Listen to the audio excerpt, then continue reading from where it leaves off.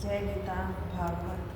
प्रहलाद के ऐसे वचन सुनकर नरसिंह ने प्रसन्न होकर कहा कि हे पुत्र, तू मेरा मित्र तथा भगत है, इसलिए मैं यह चाहता हूँ कि तू अपने पिता के सिंहासन पर बैठकर 71 चतुर्युग तक राज्य करो। यदि तेरा कोई दूसरा भाई सिंहासन रूठ होगा तो संसारिक जीव यह कहेंगे कि नारायण का भगत होने पर भी प्रहलाद को राज्य नहीं मिला। इसलिए इस संबंध में तुझे मेरी आज्ञा का पालन करना चाहिए। अपने मन में धैर्य धारण कर, मेरी कृपा से तुझे काम क्रोध आदि विकार नहीं व्यापेंगे तथा मेरे चरणों में तेरी प्रीति निरंतर बनी रहेगी।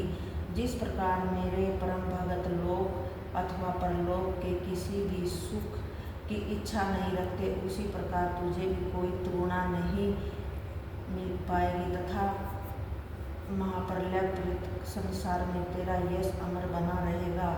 तब प्रहलाद ने उनकी आज्ञा को सिरधैर्य करते हुए इस प्रकार कहा कि हे प्रभो, मेरा पिता अपने अज्ञान के कारण आपसे शत्रुता रखता तथा आपकी भक्ति से विमुख रहता था। अतः उससे आपको अपने भाई का बैरी जानकर जो दुर्वचन कहे हैं, उनके लिए आप मुझे उसका पुत्र समझकर कुछ बुरा मत मानना। जो प्राणी श्री नारायण जी वेद शास्त्र संत तथा महात्माओं की निंदा करता है, वह इस महापाप के कारण अयतन दुख उठाता है। इस कारण मेरा पिता भी नरक भोगेगा। सो हे महाप्रभु, आप मेरे ऊपर कृपा कर उसका उद्धार कीजिए।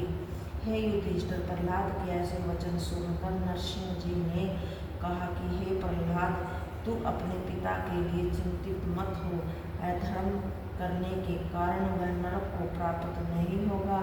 जिस वंश में तेरे जैसा हरिभगत का जन्म हुआ है, उस वंश के प्राणी यमदूतों को सपन में भी नहीं देखेंगे।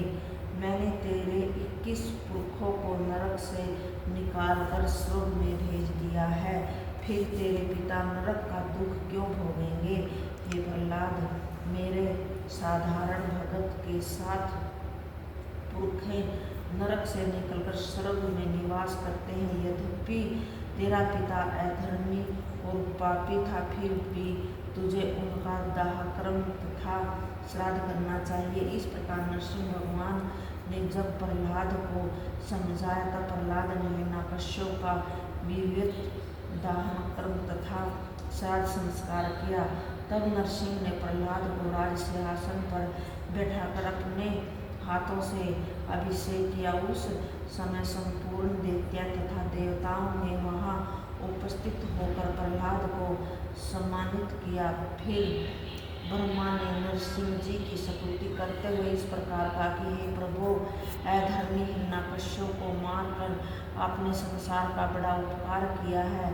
आपने मेरा वरदान भी असत्य होने नहीं दिया। यह देखकर मैं भी गदगद हो गया हूँ।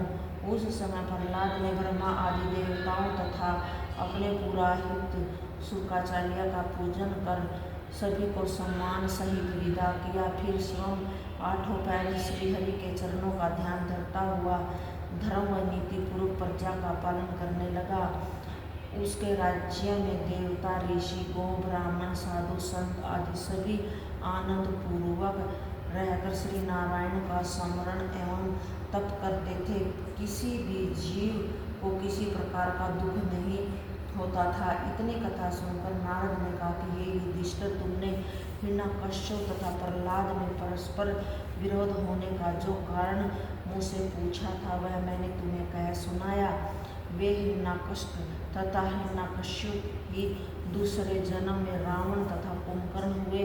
फिर उन्होंने तीसरी बार शिशुपाल तथा दंतवर्ग का जन्म पाया। तीसरे जन्म में भगवान श्याम सुंदर के हाथों मुक्ति पाकर वे फिर अपने पद को जा पहुँचे तथा जय विजय बनकर वैकुंठ लोक के द्वारपाल बन गए। जय गीता।